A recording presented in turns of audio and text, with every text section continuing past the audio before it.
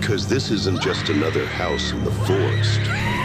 This is another cabin in the woods movie.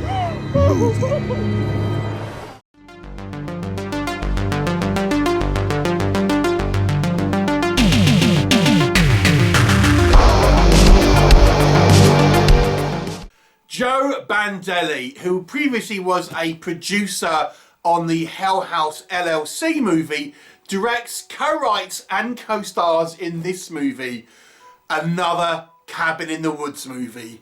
Now, at first glance, this is going to appear to be a spoof movie along the lines of Scary Movie, Airplane, Naked Gun, things like that. But put a pin in that because I have a theory about it. So it's a 2024 horror comedy, obviously taking pot shots at the trope of the Cabin in the Woods, popularised by the Evil Dead movies and movies around that kind of area. But obviously we had the actual movie Cabin in the Woods, which was a satire against the tropes here, whilst this one is more of a spoof and parody. Or is it? Okay, so what is the story? And then I'll come back on to that. So it focuses on a small group of friends who, two of which are planning to get married, and they've hired out this remote cabin in the woods as a sort of backdrop to get married and spend a few days with their, friends and things. The guy, he's got a few friends, including this kind of one girl who there's obviously a little bit of latent sort of attraction there, or sexual kind of sort of chemistry going on that the fiance is clearly picking up on.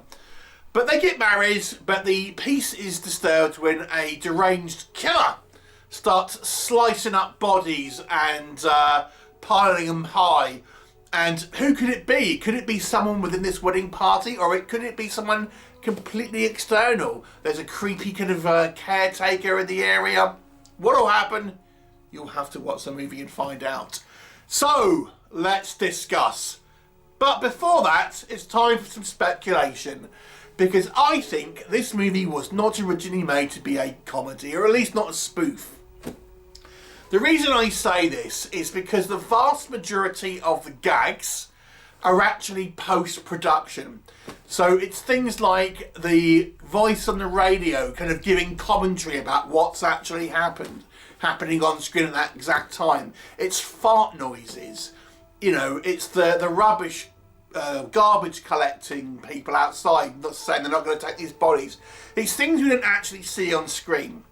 And I think this movie was probably made, and this is only my speculation, as a somewhat straight horror movie, maybe a few comedic touches here and there, but it was probably viewed as being rather generic in regards to a sort of slasher in a cabin in the woods movie.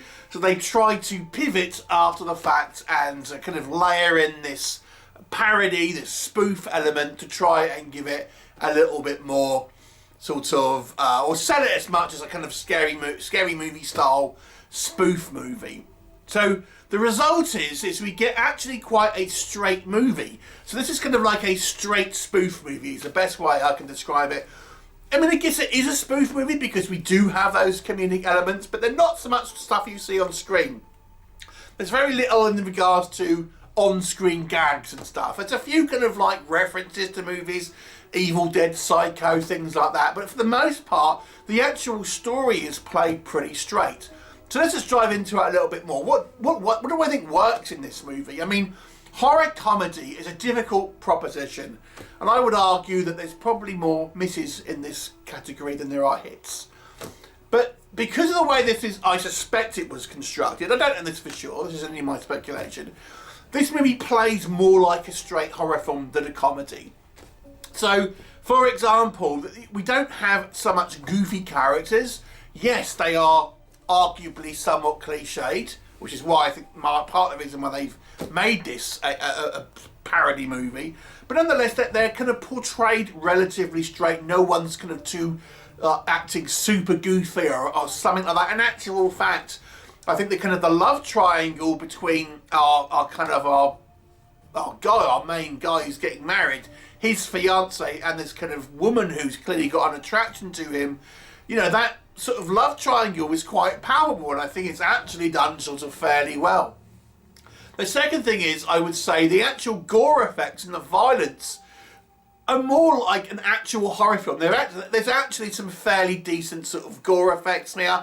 It's nothing too sort of explicit really, but it's more than you would typically see in a kind of horror comedy. It does have areas here where it is sort of, you know, fairly kind of, you know, violent scenes and things like this. You know, we've got the first body that they find, there's like a centipede sort of coming out this person's mouth and things, and arms getting chopped off, heads getting kind of taken off, things like that. So there is a reasonable amount of kind of gore here, and it kind of plays a little bit like a mystery who's done it sort of thing. The movie tries to have a little bit of a kind of a twist in regards to the kind of the narrative. And, you know, it's on a technical level here. If you take out the kind of the comedy overlays, you know, it's kind of, it's fairly well done on a kind of technical basis. It looks like relatively kind of well shot. I mean, as I say, the Hell House movies are quite well regarded, particularly the first one. So it's obviously it has some experience kind of behind the camera, and as such it kind of, you know, looks sort of fairly sort of, you know, well put together. Now, the comedy, let's talk about that. Now, this movie, to me, obviously, comedy is a subjective art form, really.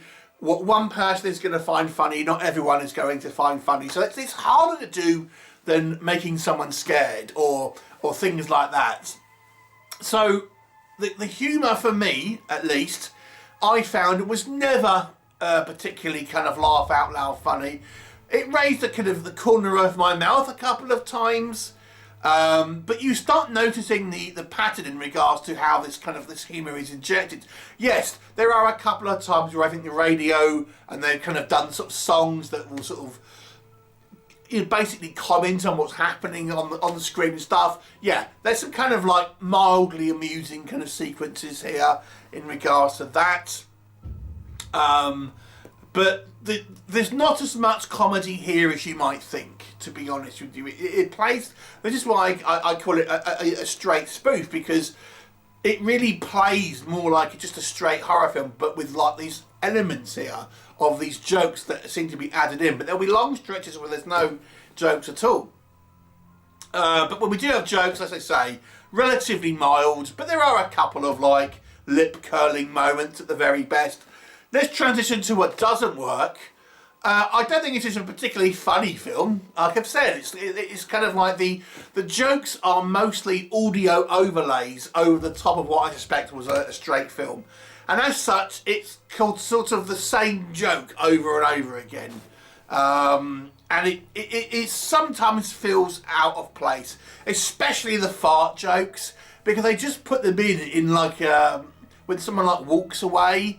And it doesn't really, it's not like set up, it's just like random fart sounds in what would otherwise be a kind of a straight scene, and it's done a couple of times.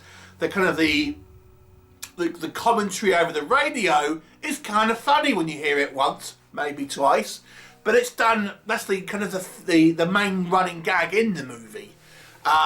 So it's kind of like, it's kind of mildly amusing a couple of times, but that's kind of all it really does in regards to the comedic elements. Now, I suspect this movie was somewhat kind of had a tongue-in-cheek when it was originally made, if indeed it was made to be originally a straight film. Like I said, it does have a few sort of nods to previous kind of horror movies, but again, I would have thought there would have been more of that, or maybe a little bit more overt. As it stands at the moment, there's kind of quite a funny gag about Evil Dead 2 when the kind of the ash tooling up sort of scene. But that was really the only sort of visual gag that I sort of thought was a little bit more visual, if that makes sense. But there could have been more references, I think, to be honest. Even as a straight film, you could have put in a few references here. And I think, and again, I'm using my own speculation here, but I think had this movie originally been made as a straight film, and the producers here probably think, you know what, it's nothing special. It's kind of like a run-of-the-mill slasher in the woods movie. Let's make it a comedy. But the horror stuff isn't bad, but it isn't particularly original. There's no getting away from that. I think it's relatively effective as a sort of horror film, but it doesn't really stand out in any particular kind of way. It isn't overly gory. It isn't anything really new. The characters are somewhat stereotypes to a large degree. I did like some of the character moments, but some of the characters also sort of seem very kind of throwaway and stuff. So this movie strikes me as it's a little bit of a hatchet job, if you excuse the pun. But I do think, weirdly, this movie is more watchable if you're not a huge fan of those parody-style movies, because, as they say, it's quite light in the humour, and there is actually a sort of a straight story in there. And I don't think it's a bad story, it's just not particularly kind of original, doesn't sort of stand out in any way. So this movie ends up being somewhat of an oddity, but I still actually had a little bit of fun with it. It's a light-hearted slasher movie. Maybe the jokes fell out of place because it's in this halfway point where it can't really decide whether it's a straight movie or a spoof, so it occupies this sort of midsection really. I'll give it a 5 out of 10. It's an interesting movie in some ways because of it, and I suppose it ends up being quite unique because it doesn't really go into one camp or the other really. But overall, when it all comes down to it, it doesn't exceed either of those camps either. So it's a 5 out of 10. Have you seen it? What did you think of it? Leave me a comment and I shall look forward to seeing you next time. Bye for now.